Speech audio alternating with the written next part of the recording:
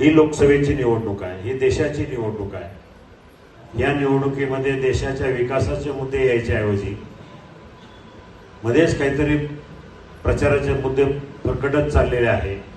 एकमेकावर वैयक्तिक टीका टिप्पण्या अशा प्रकारचं राजकारण चालू असताना खऱ्या अर्थानं आपण आपल्या मतदारसंघाचा देशाचा विकासाचा विषय आपण त्याच्यापासून मोठी फारकत घेतोय असं मला दिसतंय। समोरच्यांनी काय टीका करावी, किती टीका करावी याच्याबद्दल मी काय म्हणणार नाही, पण मी आवर्जून या ठिकाणी आपल्याला हे सांगू इच्छितो, मी जो निवडणुकीमध्ये उभा आहे माझा एक सिंगल पॉइंट अजेंडा आहे। मतदारसंघामध्ये जी कामं अपूर्ण राहिली, जी कामं झाली नाही ती कामं पूर्ण करणं माझ्या दृष्टीनं अतिशय महत्त्वाचं आहे।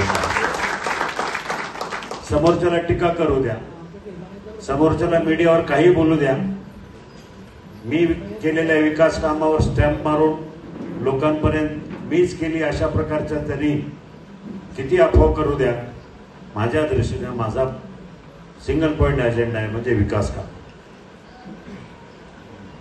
मित्र, 5 वर्षापूर्वी आपण सगळ्यांनी विचार केला आणि एका लोकप्रतिनिधीने निवडून दिलं। निवडून देताना सगळ्या समस्या मी ऐकतोय। आता मी राष्ट्रवादीमध्ये आल्यामुळं ज्यांनी त्यांना निवडून दिलं त्या लोकांनी आपापल्या व्यथा मी जागोजागी आहे। कोण म्हणतं मी वर्गणी जमा करून दिली, पैसे जमा करून दिले, पायाला भिंगरी लावून आपण सगळ्यांनी प्रचार केला। आपल्या सगळ्यांची अपेक्षा ही होती की ज्याला आपण निवडून दिलं त्याने आपल्या अडीअडचणीला धावून जाणं, किमान पक्षी निदान आपले फोन तरी घ्यावेत, आपल्या मतदारसंघामध्ये गावाला आपल्या भेटी द्याव्यात, जमलं तर थोडीफार विकास कामं करावी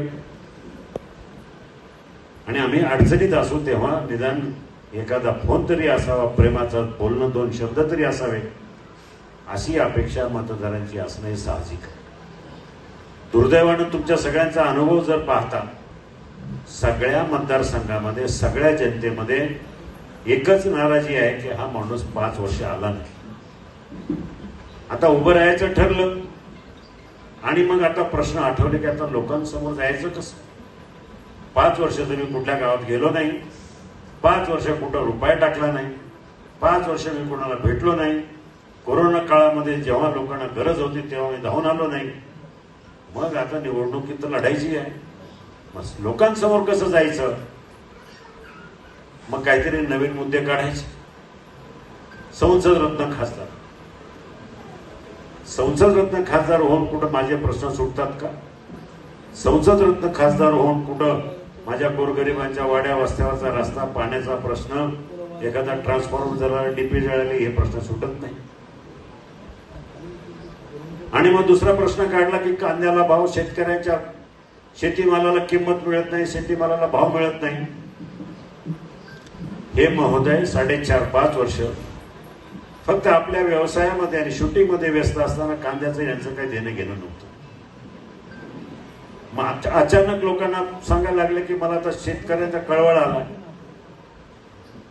कांद्याचा भाव नाहीये। मग मला सांगा, आता कांद्याला भाव नाही म्हणजे गेले 4.5 वर्ष कांद्याला भाव होता का? शेतकरी सुखात होता का? अजिबात नाही। फक्त आता मुद्दे काढायचे, सोशल मीडियावर टाकायचे। 4.5 वर्ष कांद्याला भाव होता का? शेतकरी सुखात होता का? अजिबात नाही। फक्त आता मुद्दे काढायचे, सोशल मीडियावर टाकायचे, अशा प्रकारचं राजकारण चालू झालंय। आणि मला आवर्जून सांगायचं आहे की ह्या भागातली जनता, आपल्या मतदारसंघातली जनता सुज्ञ आहे, त्यांना कळतं किती खोटा प्रचार केला, किती अपप्रचार केला तर मतं कुणाला द्यायची, आपले कामं कोण करतं हे सगळ्या जगाला माहिती।